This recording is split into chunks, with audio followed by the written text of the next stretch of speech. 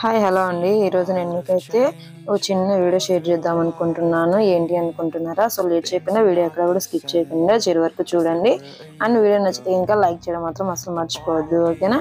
So ఈరోజు video ఏంటంటే పూజా రూమ్ని ఎలా శుభ్రం చేసుకోవాలి ఏంటి అనేది నేను మీకు చిన్న వీడియో షేర్ చేద్దాం అనుకుంటున్నాను. ఫస్ట్ అయితే నేనైతే కాళ్ళకు పసుపు పూసేసుకొని దేవుడి దగ్గర ఉన్న సామాన్ అంతా కూడా నీట్గా తీసి పక్కన పెడతాను అనమాట. చాలా మంది పూజా రూమ్ని శుభ్రం చేసుకోవడంలో కొన్ని మిస్టేక్ చేస్తుంటారు. అఫ్ కోర్స్ నేను కూడా చేయొచ్చు, కానీ అది ఎవరు కూడా పాయింట్ చేయొద్దు. ఎందుకంటే నాకు తెలిసింది నేను మీకు చూపిస్తున్నాను. సో అందుకనేసి మాత్రం చెప్తున్నాను.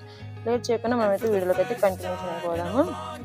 ఫస్ట్ అయితే మనము కాళ్ళకు పసుపు పూసుకోవాలి. ఎందుకంటే పెళ్ళైన ఆడవాళ్ళైనా సరే ఎవరైనా సరే కాళ్ళకు పసుపు పూసుకొని చేసుకుంటే చాలా మంచిది అనమాట. సో నాకు తెలిసిన వే గురించి నేను మీకు చెప్తున్నాను. అందులో ఒకవేళ ఏదైనా మిస్టేక్ ఉంటే నాకు కామెంట్ సెక్షన్లో కామెంట్ చేయండి, అంతేకాని దాన్ని పాయింట్ చేసి మాట్లాడొద్దు. అదొక చిన్న రిక్వెస్ట్. ఫస్ట్ అయితే నేను పూజ గదిలో ఉన్న దేవుడి సామాన్ అంతా కూడా పక్కన పెట్టేసేసి దేవుడు పటాలకు ఉంటాయి కదా, వాటికి ఉన్న పూలన్నీ కూడా నేను పక్కన పెట్టేసేసి ఫస్ట్ నేను ఒక చిన్న స్టెప్ బై స్టెప్ ప్రాసెస్ చెప్తాను. సో మీరు చూస్తూ ఉండండి.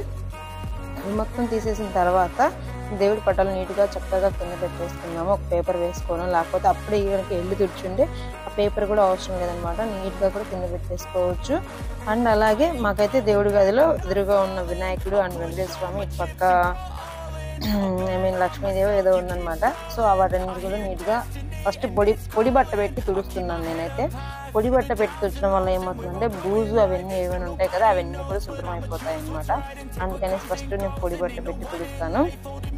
చాలా మంది తెలియని వాళ్ళు ఏంటంటే దేవుడికి పెట్టిన పూలని కాలువలో కానీ చెత్తలలో కానీ పడేస్తుంటారు. అలా ఎవరు చేయకుండా ఏం చేస్తారంటే దేవుడికి పెట్టిన పూలన్నీ ఒక కవర్లో వేసి పెట్టి అలాగనే ఒక వారం తర్వాత కానీ ఒక 1 month తర్వాత కానీ ఇక్కడ పారే నీళ్ళు ఉంటాయి కదా, ఆ నీళ్ళలో పడేస్తున్నట్టు ఇంకా చాలా మంచిది నాకు తెలిసి. అలా ఎవరైనా చేయకపోతే ఇంకా అలానే చేయండి. మేమైతే ఏం చేస్తామంటే చెట్టు మొదలు ఉంటాయి కదా, సో అక్కడ పెడతామన్నమాట. ఎందుకంటే కాలువలో పడేయడం మంచిది కాదని చెప్పేసి నేను దేవుడి పటాలు శుభ్రం చేయడానికి 2 రకాల మార్గాలు చెప్తాను. అవి ఏంటి అనుకుంటున్నారా? ఫస్ట్ అయితే నేను డైరెక్ట్గా తడి బట్ట పెట్టి తుడిచేస్తాను అనమాట. ఇలా తుడవడం చాలా కష్టము, నేను కూడా మర్చిపోయి తుడిచేసాను. ఇలా కాకుండా ఫస్ట్ పొడి బట్ట పెట్టినట్టు పటాలని ఫస్ట్ మనం పెట్టిన దేవుడికి ఉంటాయి కదా బొట్లు, వాటిని పొడి బట్ట పెట్టి తుడిచినట్టయితే చాలా ఈజీగా మన పని అయిపోతుంది. ఇంత త్వరగా మనకు పని అయిపోయిందని మీకే అనిపిస్తుంది అనమాట. సో అలా ఎవరు కూడా మిస్ చేసుకోవద్దు. నేనైతే మర్చిపోయానండి. ఎప్పుడు కూడా నేను అలానే చేస్తాను, కానీ ఈసారి ఎందుకో అసలు చాలా మర్చిపోయి చేశాను ఈ పని అయితే. సో ఫస్ట్ అయితే దేవుడి పటాలన్నీ కూడా పొడి బట్ట పెట్టి శుభ్రం చేసుకోండి. ఆ దేవుడి పటాలకు పెట్టిన బొట్లైనా సరే మూలలైనా సరే మొత్తం కూడా వాటిని అలా శుభ్రం చేసుకోవాలి.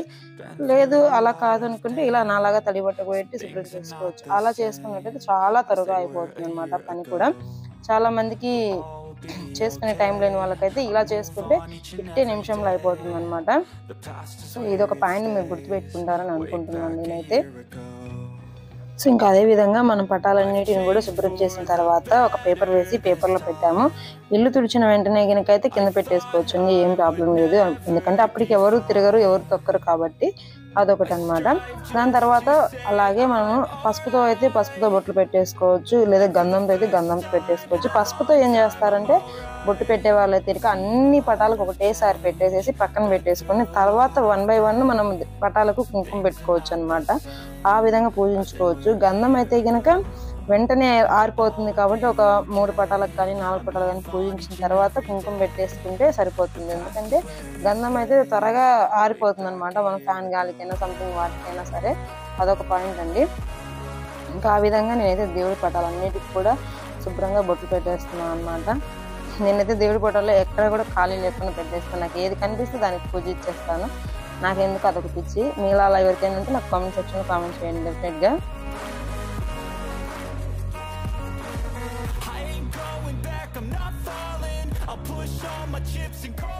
అండ్ ఆ తర్వాత మనం ఏంటంటే దేవుడు గుడి ఉంది కదా, దాన్ని మాత్రం తడి బట్ట పెట్టి క్లీన్ చేద్దాం నీట్గా కూడా. ఎందుకంటే ఫస్ట్ నేను పొడి బట్ట పెట్టి క్లీన్ చేయడం వల్ల బూజు కానీ లోపల ఉన్న డస్ట్ కానీ మొత్తం కూడా నీట్ అయిపోతుంది అనమాట. మనకు దేవుడికి బత్తీలు ముట్టించి పైన అంతా కూడా నల్లగా అవుతుంది. సో అదంతా కూడా నీట్గా పోతుంది. లేదంటే 1 week ఒకసారి అయినా సరే దేవుడి గదిని సపరేట్గా దేవుడి గదికి మాత్రమే ఏదైనా పీచు పెట్టి సబ్బుతోటి తోమారంటే ఇంకా చాలా నీట్గా పోతుంది అనమాట.